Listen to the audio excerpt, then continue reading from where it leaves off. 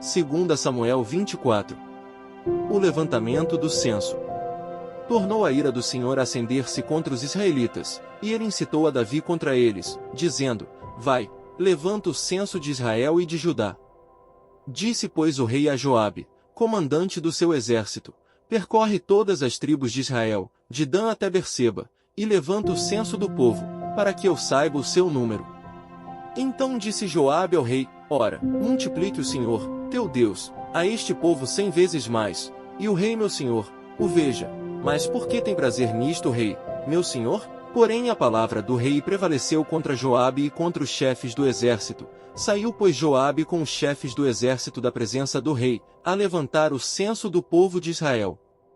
Tendo eles passado o Jordão, acamparam-se em Aroer, à direita da cidade que está no meio do vale de Gade, e foram a Jazer.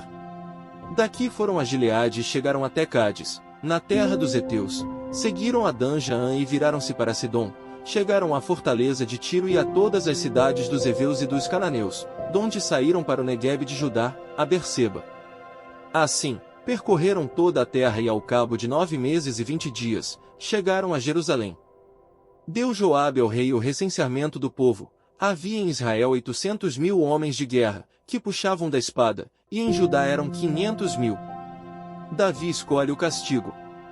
Sentiu Davi bater-lhe o coração, depois de haver recenseado o povo, e disse ao Senhor: Muito pequei no que fiz, porém agora, ó Senhor, peço-te que perdoes a iniquidade do teu servo, porque procedi muito loucamente.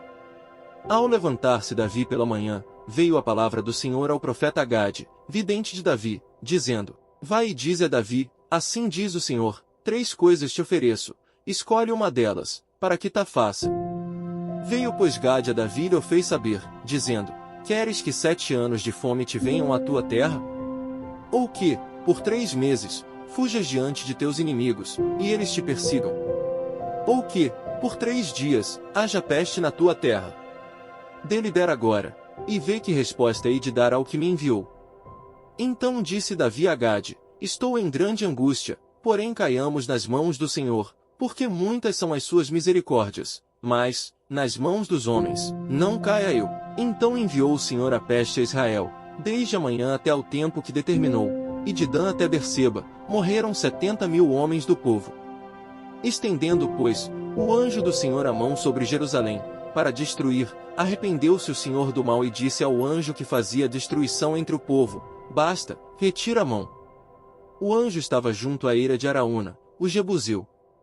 Vendo Davi ao anjo que feriu o povo, falou ao Senhor e disse: Eu é que pequei, eu é que procedi perversamente, porém estas ovelhas que fizeram? Seja, pois, a tua mão contra mim e contra a casa de meu pai. Davi erige um altar na eira de Araúna. Naquele mesmo dia, veio Gade ter com Davi e lhe disse: Sobe, levanta ao Senhor um altar na eira de Araúna, o Jebuseu. Davi subiu segundo a palavra de Gade, como o Senhor lhe havia ordenado. Olhou Araúna do alto e vendo que vinham para ele o rei e os seus homens, saiu e se inclinou diante do rei, com o rosto em terra. E perguntou: Por que vem o rei, meu senhor, ao seu servo? Respondeu Davi: Para comprar de ti esta eira, a fim de edificar nela um altar ao Senhor, para que cesse a praga de sobre o povo. Então, disse Araúna a Davi: Tome e ofereça o rei, meu senhor, o que bem lhe parecer, eis aí os bois para o holocausto, e os trilhos, e a peiragem dos bois para a lenha. Tudo isto, ó rei, Araúna oferece ao rei, e ajuntou: Que o Senhor teu Deus te seja propício. Porém o rei disse a Araúna: Não, mas eu te comprarei pelo devido preço, porque não oferecerei ao Senhor meu Deus holocaustos que não me custem nada. Assim, Davi comprou a eira e pelos bois pagou 50 siclos de prata. Edificou ali Davi ao Senhor um altar e apresentou holocaustos e ofertas pacíficas. Assim, o Senhor se tornou favorável para com a terra, e a praga cessou de sobre Israel.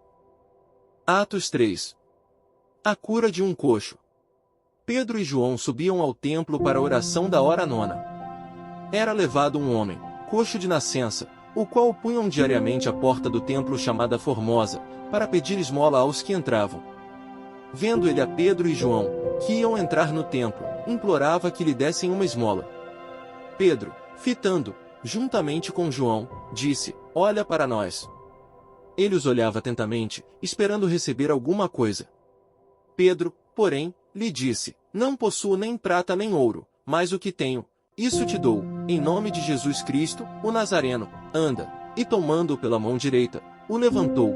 Imediatamente seus pés e tornozelos se firmaram. De um salto se pôs em pé, passou a andar e entrou com eles no templo, saltando e louvando a Deus. Viu-o todo o povo andar e a louvar a Deus, e reconheceram ser ele o mesmo que esmolava, assentado à porta formosa do templo, e se encheram de admiração e assombro por isso que lhe acontecera. O discurso de Pedro no templo. Apegando-se ele a Pedro e a João, todo o povo correu atônito para junto deles no pórtico chamado de Salomão. À vista disto, Pedro se dirigiu ao povo dizendo: Israelitas, por que vos maravilhais disto ou por que fitais os olhos em nós como se pelo nosso próprio poder ou piedade o tivéssemos feito andar? O Deus de Abraão, de Isaque e de Jacó, o Deus de nossos pais, glorificou a seu servo Jesus, a quem vós traístes e negastes perante Pilatos, quando este havia decidido soltá-lo. Vós, porém, negastes o santo e o justo e pedistes que vos concedessem um homicida. Dessarte, matastes o autor da vida, a quem Deus ressuscitou dentre os mortos, do que nós somos testemunhas. Pela fé em o nome de Jesus, é que esse mesmo nome fortaleceu a este homem que agora vedes e reconheceis. Sim, a fé que vem por meio de Jesus deu a este saúde perfeita na presença de todos vós. E agora, irmãos, eu sei que o fizestes por ignorância, como também as vossas autoridades, mas Deus, assim, cumpriu o que dantes anunciara por boca de todos os profetas, que o seu Cristo havia de padecer. Arrependei-vos, pois, e convertei-vos para serem cancelados os vossos pecados, a fim de que da presença do Senhor venham tempos de refrigério, e que envie ele o Cristo, que já vos foi designado, Jesus, ao qual é necessário que o céu receba até aos tempos da restauração de todas as coisas, de que Deus falou por boca dos seus santos profetas desde a antiguidade. Disse, na verdade, Moisés: O Senhor Deus vos suscitará dentre vossos irmãos um profeta semelhante a mim, a ele ouvireis em tudo quanto vos disser. Acontecerá que toda a alma que não ouvir a esse profeta será exterminada do meio do povo. E todos os profetas, a começar com Samuel, assim como todos quantos depois falaram, também anunciaram estes dias. Vós sois os filhos dos profetas e da aliança que Deus estabeleceu com vossos pais, dizendo a Abraão: Na tua descendência serão abençoadas todas as nações da terra. Tendo Deus ressuscitado seu servo, enviou-o primeiramente a vós outros para vos abençoar, no sentido de que cada um se aparte das suas perversidades. Salmos 123. Solicitude por auxílio divino. Cântico de romagem. A ti, que habitas nos céus, eleva os olhos. Como os olhos dos servos estão fitos nas mãos dos seus senhores, e os olhos da serva, na mão de sua senhora, assim os nossos olhos estão fitos no Senhor, nosso Deus, até que se compadeça de nós. Tem misericórdia de nós, Senhor, tem misericórdia, pois estamos sobremodo fartos de desprezo.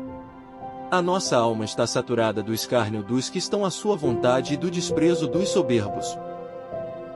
Provérbios 16 versículos 21 a 23. O sábio de coração é chamado prudente, e a doçura no falar aumenta o saber.